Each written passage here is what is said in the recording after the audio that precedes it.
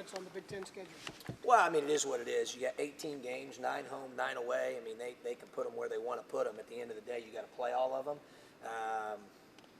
So it is what it is. I worry about the things we can control. I know our guys will be excited. A lot of people said, hey, you're going on the road. I mean, shoot, we played well late in the year on the road. I mean, you got to play them at some point. So we're excited about getting this thing underway.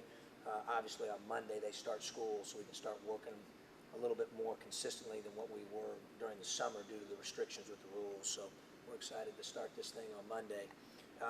But overall, I like our schedule, like the non-conference as well. I think that's going to help us. We have some challenging games on the road and neutral courts that'll help prepare us. Several of them in December, right, DB, are in a row. Yep. So that'll be good. Help us get ready for all that. We got an older, mature team that's kind of seen everything at this point, Steve. I mean, they've been through downs, they've been through ups, they've just been through a lot. So I think that experience level will be good for us.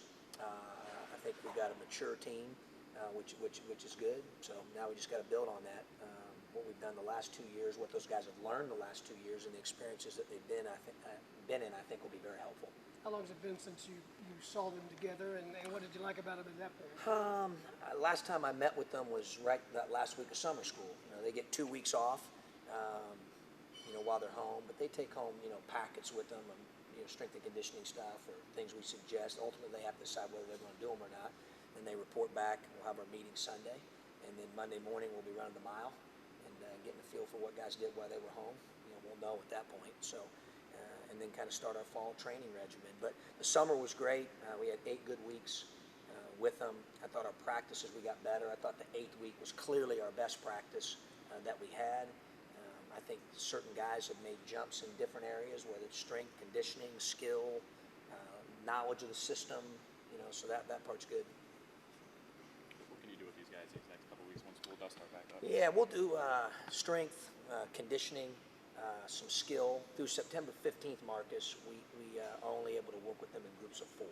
Once September 15th hits, then we get the luxury of working with them as a team again like we had this past summer. We'll sprinkle some yoga in there. We'll do some different things with the conditioning to mix it up on them. But primarily that. Obviously, it's a big deal for them to get off to a good start academically. Ron and Michael, they had 6 hours of class this summer. Well, now all of a sudden they shoot up to 15 to 18 hours. So, trying to balance all that. And we'll obviously be here to help them with that. It's really the same type of restrictions as the summer, with the difference being they have more academic load now. And then obviously through the 15th, small group work, and then after the 15th, we'll shift to some team stuff. October 3rd is the start date for practice. And then at that point, that's when your calendar flips to you get 20 hours a week. So at that point, it'll be a little bit different. Obviously, a lot of veterans back, which you mentioned in 2 freshmen. How did they mix in with the other guys? Did a great job. I thought both of them really practiced well week 7 and week 8 of the summer. I've picked stuff up, honestly, quickly.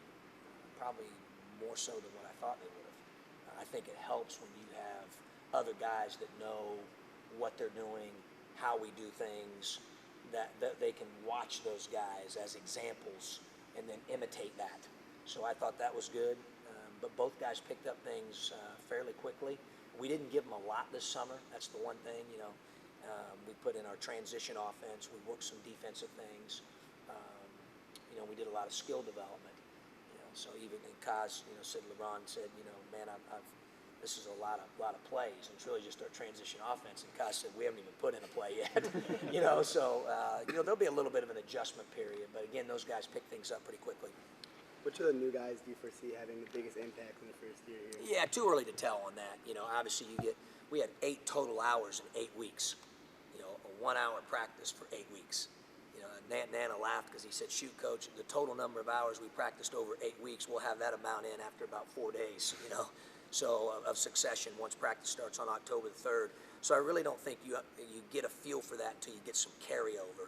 But I like what both of them bring different things to the table that I think are real assets to our team. So, we're excited about both new guys. Is it a situation where you guys can really hit the ground running with there being so much familiarity this year? It helps for sure. I don't know we'll see. We'll gauge that. Anytime you add or delete one player, I've always said it completely changes the dynamic of your team. But obviously we got a lot of older guys back. They know what they're doing.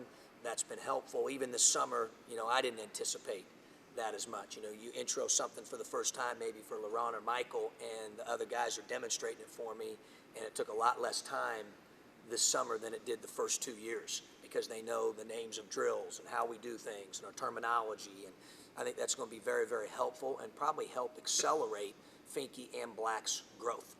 How did you find Cameron? He had reached out. Coach Parham has a contact up in the many contacts up in the Chicago area, and Cameron had expressed an interest. Great kid. In meeting him, got a chance to meet him.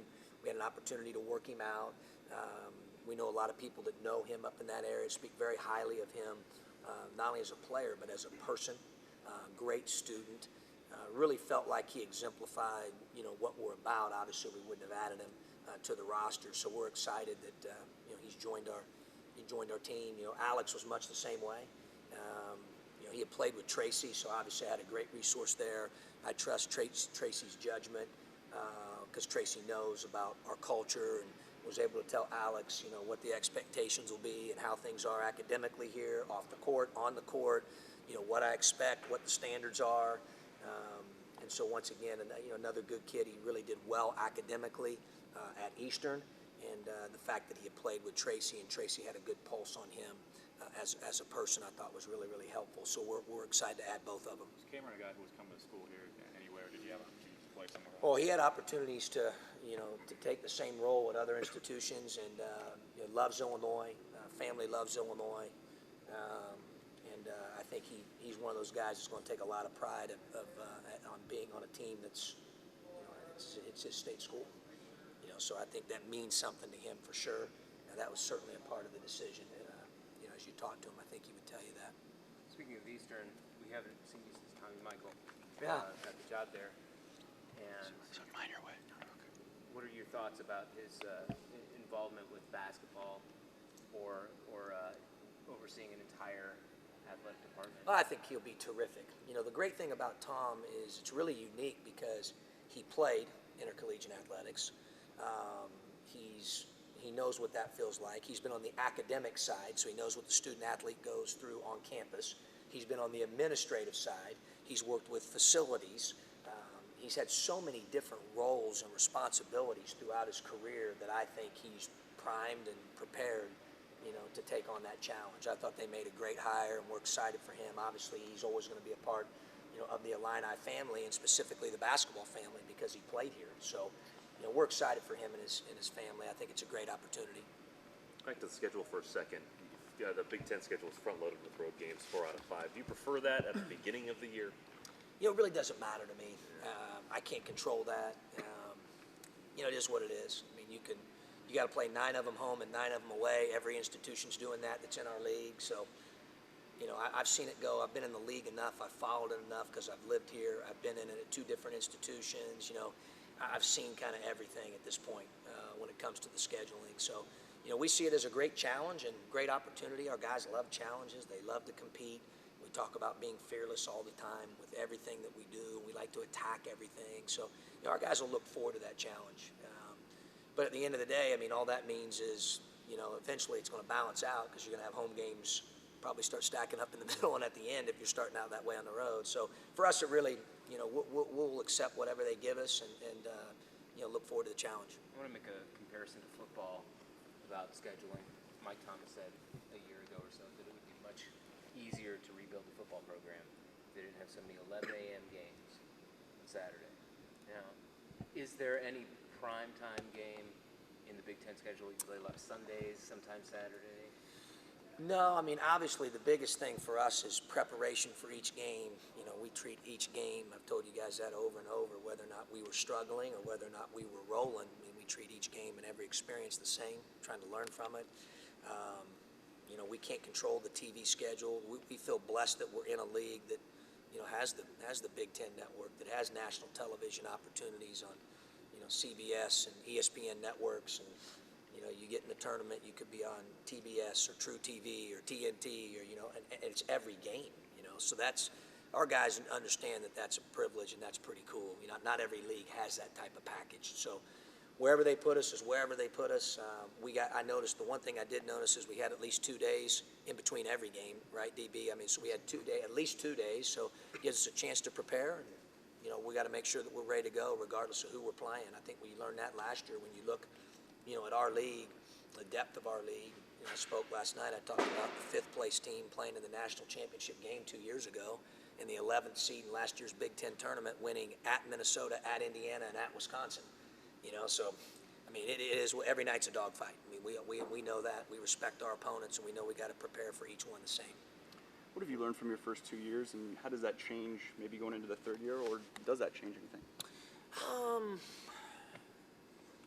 It's a great question. Yeah, obviously you're learning. You're trying to learn in every circumstance, you know, that you're in.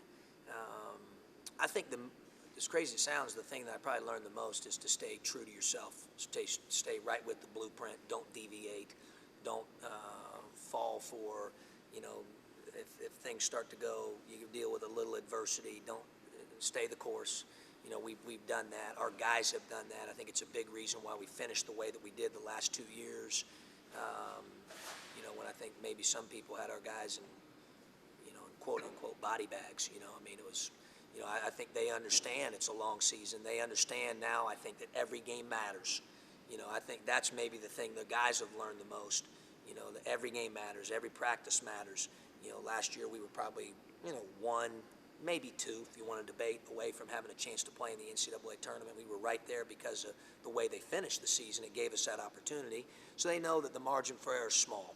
And with an older team, it's one thing to say that to them. I'm sure they believe it. It's another thing to feel it, you know, and they felt it and experienced it, and I think that'll be a great asset for us this upcoming year. I think guys will be even more appreciative of every day, every game, more respectful, and I think that could be a good thing for us in terms of hopefully, you know, reaching maybe more of a level of consistency.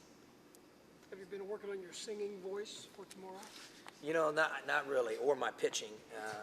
I've got to do that with my son. My 8-year-old son is playing farm league baseball, so I told him it's a big difference. The other day he played his first 2 games, Monday and Tuesday. You know, he played in the peanut league prior, Steve, and that's where the adult is trying to get him to hit the ball.